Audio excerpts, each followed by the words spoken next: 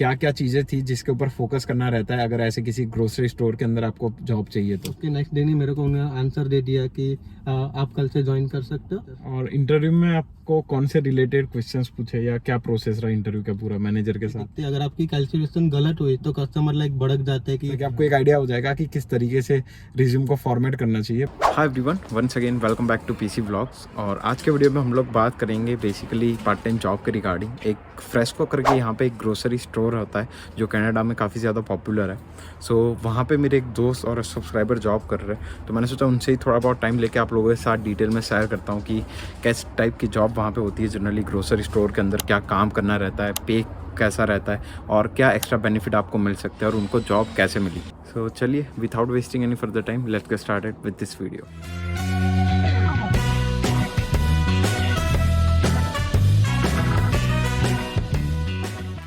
Video को शुरू करने से पहले उनसे जान लेते हैं उनका इंट्रोडक्शन एक छोटा सा, ताकि उनके बारे में भी आपको पता चल जाए कि उनका बैकग्राउंड क्या है और कितने टाइम से कनाडा में और कितने टाइम से फ्रेस्को में जॉब कर रहे हैं।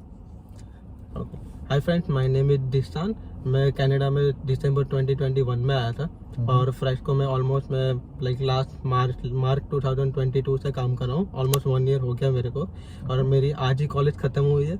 मेरा कोर्स था एम्बेडेड सिस्टम एंड डेवलपमेंट। सो इनका लास्ट पेपर था आज, वो लास्ट पेपर खत्म करके आए हुए हैं और अभी अपनी शिफ्ट पे ही जा रहे थे, तो मैंने थोड़ा सा टाइम लिया हुआ इनसे, तो ये सारी चीज़ें हमें डिटेल में एक्सप्लेन करेंगे। तो शुरुआत वहाँ से करते हैं यार कि जो फ्रेस्को है वहाँ पे जनरली कोई भी ग्रोसरी स्टोर में कौन कौन सी पोजीशंस जो है वो अवेलेबल होती है और वो पोजीशंस के रिलेटेड काम कौन कौन सा करना होता है अगर आपको जॉब मिल जाए तो। ओके, तो लाइक फ्रेस्को में एज अ पार्ट टाइम के लिए आप ग्रोसरी स्टॉकिंग के लिए आ सकते हो। बेकरी में मिल सकती है, मीट डिपार्टमेंट में मिल सकती है और कैशियर में मिल सकती है, जिसमें मैं अभी करंटली काम कर रहा हूँ।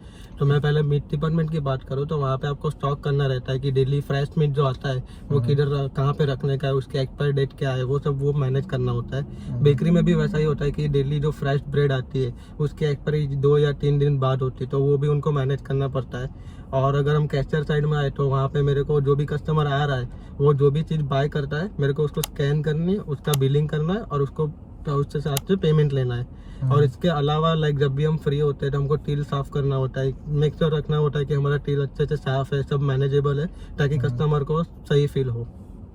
ओके, और जनरली पार्ट टाइम में जो पोजीशन अवेलेबल होती है वो कौन कौन सी होती है? सो यहाँ पे पार्ट टाइम में आपको कैशियर मिल सकता है, ग्रोसरी और मीट डिपार्टमेंट में स्टॉकिंग का मिल सकता है और सुपरवाइजर का भी आपको पार्ट टाइम में मिल सकता है अगर आपके पास अच्छा सा एक्सपीरियंस है और अगर उनको आपकी अवेलेबिलिटी या रिज्यूमे पसंद आया तो आपको इंटरव्यू लेंगे सुपरवाइजर का और फिर आपको वो as a part time supervisor ले भी सकते हैं। फिर मैनेजर और असिस्टेंट मैनेजर वो तो फुल टाइम वो फुल टाइम है। एक बार अगर आपकी स्टडी खत्म हो गई और आप यहाँ पे एज ए सुपरवाइजर काम कर रहे हो तो उनको बोल सकते हो कि मैं अभी ग्रेजुएट हो रहा हूँ और मैं अभी फुल टाइम के लिए अवेलेबल हूँ।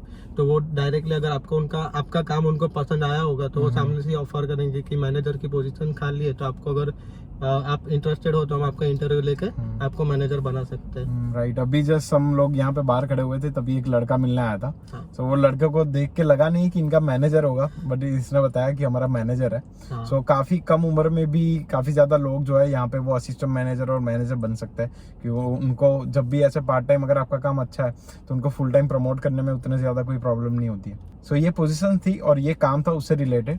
अब बात करते हैं कि आप ये जो जॉब है उसका अगर एंट्री लेवल की पोजीशन है जैसे कैशियर हो गया तो उसका पे कितना होता है या और कौन कौन से एक्स्ट्रा बेनिफिट जो है पे के अलावा वो आपको एलिजिबल होते हैं और आपको मिल सकते हैं? सो एज ए कैशियर जो यहाँ पे ऑनटारियो का जो मिनिमम वेज है वही मिलता है। इसके अलावा हमको वीकली 10% एम्प्लॉय डिस्काउंट मिलता है जो लाइक वेरी करता है कि सम सर्टेन अमाउंट है उसका आपको 10% ही आप यूज कर सकते हो एवरी वीक। इसके अलावा और कोई बेनिफिट नहीं है। इसके अलावा और कोई बेनिफिट नहीं है। ओके। सो अब जानते हैं इनसे कि इनको ये जॉब कैसे मिली एक्चुअली में और क्या क्या चीजें थी जिसके ऊपर फोकस करना रहता है अगर ऐसे किसी ग्रोसरी स्टोर के अंदर आपको जॉब चाहिए तो। ओके, सो मैं दिसंबर 2021 में इधर आया था कनाडा में। तो मैंने जनवरी 1 से ही हर जगह पे वॉकिंग रिज्यूम देना स्टार्ट किया था, प्लस ऑनलाइन भी मैंने कई स्टोर पे अप्लाई किया था।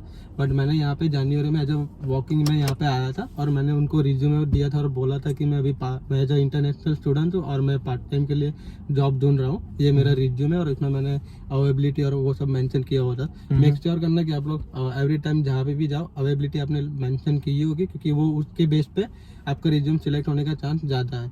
फिर उन्होंने मेरे को फरवरी एंड में, ऑलमोस्ट फरवरी एंड में मेरे को कॉल आया कि आपने ऐसे रिज्यूमे ड्रॉप किया था और अभी हम कैशियर के लिए पोजीशन के लिए ढूंढ रहे हैं और आपकी अवेलेबिलिटी हमारी रिक्वायरमेंट से मैच हो रही है, तो आप पॉसिबल हो तो आप इंटरव्यू देने आ सकते हो। तो मैं दूसरे दिन वहाँ पे इंटरव्यू देने गया और उसके नेक्स्ट दिन ही मेरे को उन्होंने आंसर दे दिया कि आप कल से ज्वाइन कर सकते हो। तो वैसे मैं जैसे इसी तरह मेरी हायरिंग हुई सर। और इंटरव्यू में आपको कौन से रिलेटेड क्वेश्चंस पूछे या क्या प्रोसेस रहा इंटरव्यू का पूरा मैनेजर के साथ? ओके, तो जब भी मैं इंटरव्यू के लिए यहाँ पे मिलने आया उनसे, तो उन्होंने मेरे को लाइक पहले मेरा रिज्यूमे देखा और उसमें मैंने एक एक्सपीरियंस मेंशन किया होता कि मेरे पास कस्टमर रिलेशन का एक्सपीरियंस है। तो उन्होंने पहले मेरे को वो पूछा कि tell me more about this experience. तो मैंने उनको पूरा समझाया कि मैं ऐसे कस्टमर हैंडलिंग वहाँ पे की हुई है, कस्टमर सर्विस दी हुई है। फिर उसके बाद उन्होंने मेरा एक MCQ टेस्ट लिया था, क्योंकि ये कैशियर की पोजीशन थी, तो उन्होंने मेरा एक मैथ का टेस्ट दिया था। उसमें some simple multiplication, addition, subtraction था। फिर उसके बाद लाइक उन्होंने मेरे को पूछा था, लाइक एक कंडीशन दी थी कि अगर कस्टमर आते हैं और उनको कुछ रिटर्न करना है तो आप कैसे हैंडल करोगे। तो मैंने उनको ऐसे बोला था कि अगर मेरी ट्रेनिंग के अकॉर्डिंग जितना मैं कर सकता हूँ वो मैं करूँगा, अदरवाइज मैं सुपरवाइजर को कॉल करके उनको हैंडल करवाऊंगा। बाकी सब तो ठीक था, बट एक चीज मेरे को स्ट्रेंज लगी कि इसके अंदर जो आपने बोला मैथ्स के कुछ क्वेश्चन पूछे थे, एडिशन और वो सब, तो उसका कोई रीजन पर्टिकुलर उसके पीछे? उसका रीजन ये है कि लाइक यहाँ पे मोस्टली सब लोग डेबिट कार्ड या क्रेडिट कार्ड यूज करते हैं, बट लाइक 10 या 20% लोग अभी भी कैश यूज करते हैं। तो उस टाइम पे अगर आपकी कैलकुलेशन चाहिए तो लाइक कस्टमर सर्विस भी अच्छी दिखती है। अगर आपकी कैलकुलेशन गलत हुई तो कस्टमर लाइक भड़क जाते हैं कि आपने मेरे $5 कम दिए या मेरे को 5 सेंट कम दिए। तो इसीलिए वो लोग पहले मैथ्स का टेस्ट लेते हैं कि देखते हैं कि आपको बेसिक एडिशन सब्सट्रैक्शन आता है कि नहीं आता है। तो basically customer is the king. आप किसी भी कहीं पे भी पार्ट टाइम जॉब करोगे तो वो जॉब पे तो ऐसे ही होगा कि कस्टमर सर्विस ही डिलीवर करनी रहती है ज़्यादातर। सो वही पॉइंट ज़्यादा फोकस करने लायक होता है। एंड और अगर कोई आपको टिप या ऐसा कुछ आपके ध्यान में आ रहा हो कि जब भी अगर किसी को अगर सपोज फ्रेस्को में अप्लाई कर रहा है तो उसको किस चीज़ का ध्यान रखना चाहिए पर्टिकुलर? तो अगर आपको फ्रेस्को में अप्लाई करना है तो मेक श्योर लाइक आपकी अवेलेबिलिटी सही से मेंशन की हो, कि ऐसा ना हो कि आपने कोई भी अवेलेबिलिटी लिख दी और उन्होंने कॉल किया और आपने बोला नहीं मैं अभी ये अवेलेबिलिटी मेरी नहीं है, मेरी कोई और अवेलेबिलिटी है। तो उससे उनको ट्रस्ट फैक्टर नहीं रहेगा और वहाँ से ही आपकी प्रोफाइल में भी रिजेक्ट हो सकती है। और मेक श्योर करना कि आपने जो भी एक्सपीरियंस लिखा है वो उसके बारे में आप बोल सको। अगर वो आपको एक्सप्लेन करे कि लाइक पूछे कुछ भी उसके बारे में तो आप वो बोल सको। और ट्राई करना कि आप कोई भी प्रोविंस में हो वहाँ पे आप जाके वॉकिंग में दो। ऐसा नहीं है कि आप ऑनलाइन भी अप्लाई कर सकते हो, बट मेक श्योर करना कि आप वॉकिंग में जाके ही दो तो वो अच्छा रहेगा, ताकि आप मैनेजर या सुपरवाइजर से भी बात कर सकते हो और वो वहाँ से भी आपके कांटेक्ट बढ़ सकते हैं। अगर मैनेजर को आपकी बातचीत अच्छी लगी तो वो तुरंत आपको कॉल करके बुला लेगा कि आप कल इंटरव्यू के लिए आ जाओ। राइट। और ऑनलाइन में एक डिसएडवांटेज ये रहता है थोड़ा सा कि बहुत ज़्यादा लोग अप्लाई करते हैं। तो मेरे एक बार मैनेजर ने दिखाया हुआ था कि उसको एक दिन के 150 एप्लीकेशन आते हैं, तो वो देखते नहीं है लोग, क्योंकि उनको पता है इतने में से वो सॉर्ट आउट नहीं कर पाएंगे।